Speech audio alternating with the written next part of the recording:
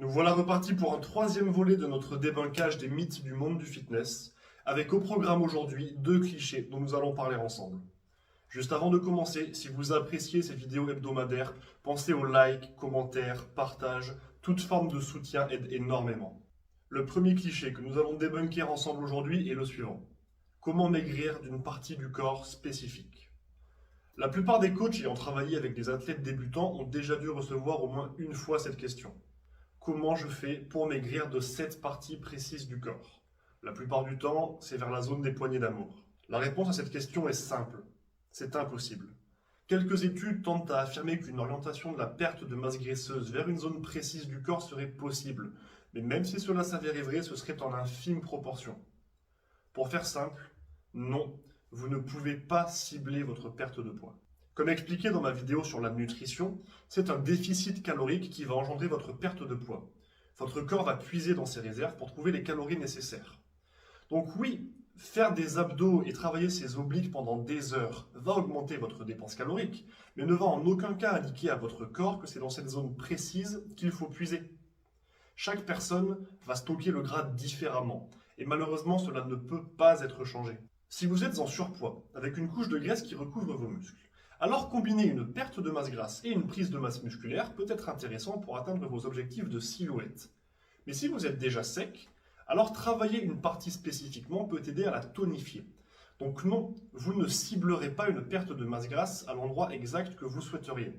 Mais avoir un corps musclé est bien souvent la première étape pour obtenir un corps dessiné, même s'il n'est pas parfaitement sec. Alors cessez de vous mettre la rate en courbouillon à cause d'une partie de votre corps qui est légèrement plus grasse qu'une autre et travaillez avec des objectifs concernant votre corps en entier. Vous en tirerez de meilleurs bénéfices et vous arrêterez de vous miner psychologiquement pour des objectifs trop complexes, voire irréalistes.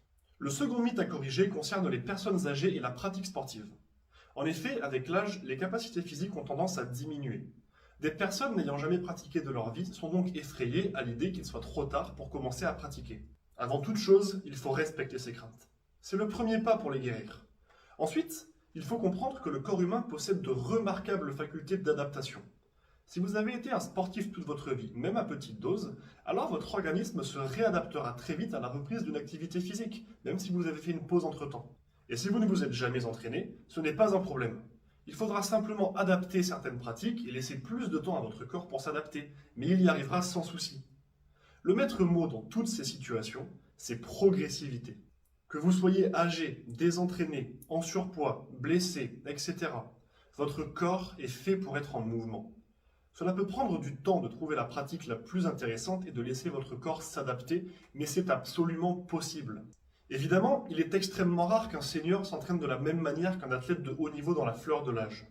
Mais il n'y a qu'à voir certains triathlètes, crossfitters, marathoniens, athlètes de force athlétique, pour comprendre que toutes les qualités physiques sont développables à un âge avancé.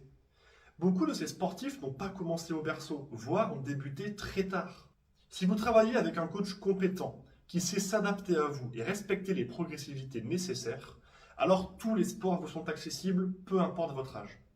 Évidemment, commencer le football à 90 ans et espérer concurrencer des jeunes, c'est utopique. Mais pour chaque activité, il existe des pratiques réunissant des personnes de même profil.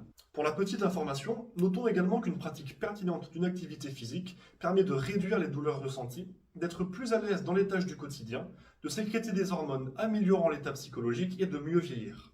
Alors cessez d'hésiter, contactez un coach compétent et osez faire le premier pas. J'espère que cette vidéo vous aura été utile.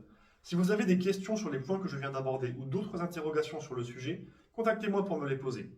Et si vous vous interrogez sur un cliché en particulier, je peux peut-être vous aider. Si vous avez des questions concernant votre diète ou votre entraînement, n'hésitez pas à me les soumettre. Si vous cherchez un coach ou un préparateur physique, mettez-vous en contact avec moi et nous échangerons afin de mettre en place un suivi adapté à vos besoins.